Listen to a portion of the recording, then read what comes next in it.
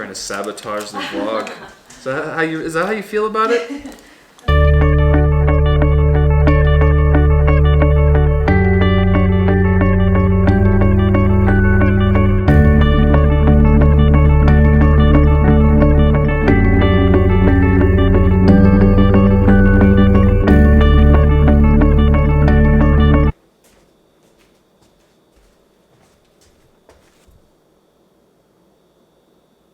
The John family, I hope I'm saying that correctly, gave us a gift yesterday, and I hope they're okay that we opened it before Christmas. I don't know if they intended for us to open it at Christmas.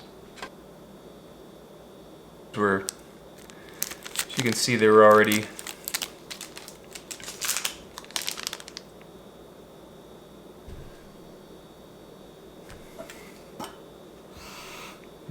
smell that. Monet is not a huge fan of caramel and chocolate going together. Also got this one here. So I'm going to be taking one for the team today. So good.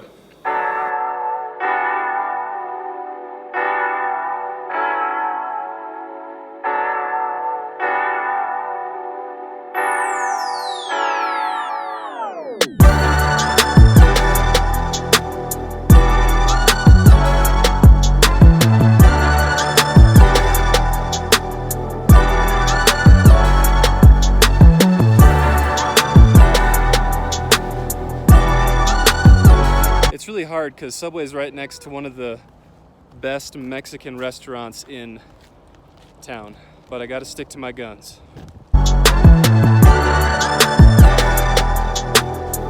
Today is day 240, and we're in Ezekiel chapter 40. She always does this. Like, sorry. I'm filming and she's like, like some sound comes on. It's like, come on, man. And we're in Ezekiel 40. Wait, no, that's fine. 42 and 43. Is that how you feel about it? In chapter 42, it's just more details regarding the layout of the temple that God is giving to Ezekiel, and he focuses mainly on the chambers in that chapter. And then chapter 43 is the glory of the Lord enters the temple, and there's the call for holiness and the call for setting aside those idols. And then there's details about the altar that they're to construct. The interesting thing about the altar is that that is actually the very first thing that the exiles who returned to Jerusalem rebuilt. You're not in there. We are going to go geocaching, which is kind of like The Legend of Zelda, except there's no like dungeons or scary monsters. Well, there's no like swords and weapons either. So I guess it's nothing like The Legend of Zelda, but it's gonna be fun.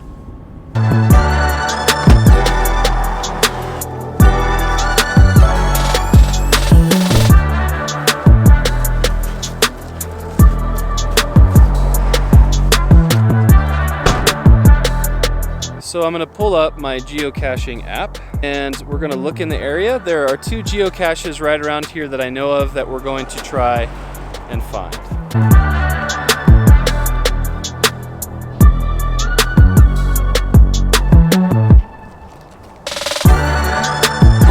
Navigate. Okay, Justus, I'm gonna let you navigate.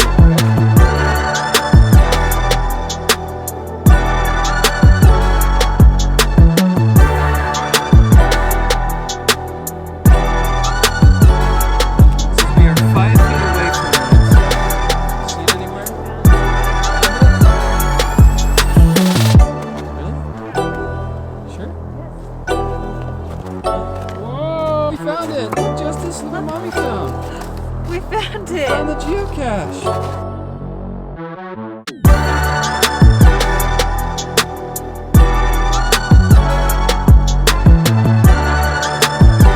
Are we getting close, Justus? The geocache is somewhere in this area. Oh, sorry. Totally. Right in here.